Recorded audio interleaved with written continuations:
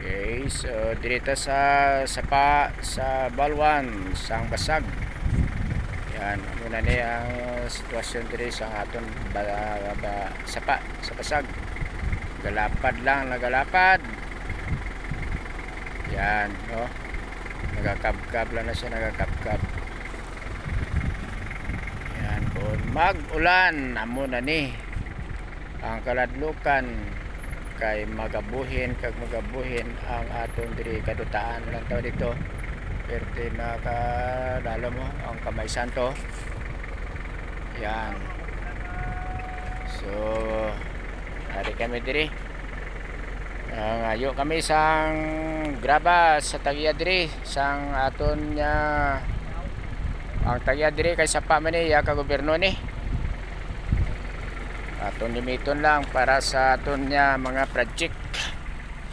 Yan. Si Bighorn ang aton kargahan kay wala kita sang sang magdam.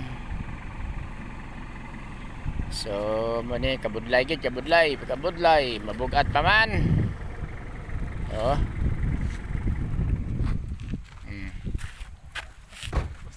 Yan dire. Ano dire ha. Dito mo na to sa punta. Punta gid ang una damuulan na naman. Kay daw kada hapon diri maulan. Yan. Oh. Ano na diri ang sitwasyon na. So okay na subong kay wala nagulan. Okay. So libor sila sang graba. Hindi na ni sa dryer.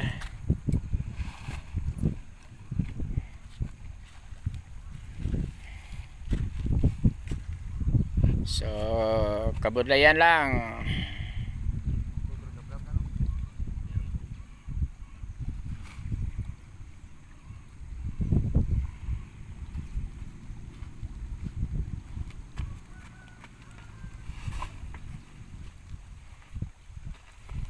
Yun, amo na ila style. Kay wala ta sang sakyanan. Wala sang dump truck, may dump truck man, hindi man sila available kaya ra sa company. Yan.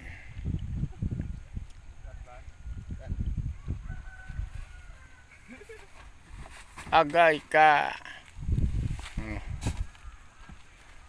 Yun. May kasagingan dira oh. Oh. Yun, delikado kung magulan nga mabdan nga hindi makuha ini. Yun, madamo ang madamage. Yan na sila. Dira. May mga kanding pagid.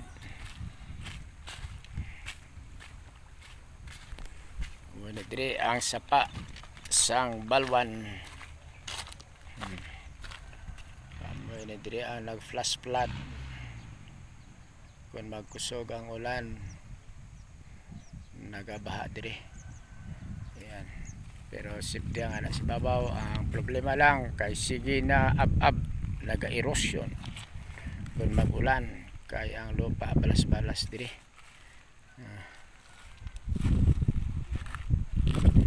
Ayan. God bless, God bless. Aray ka.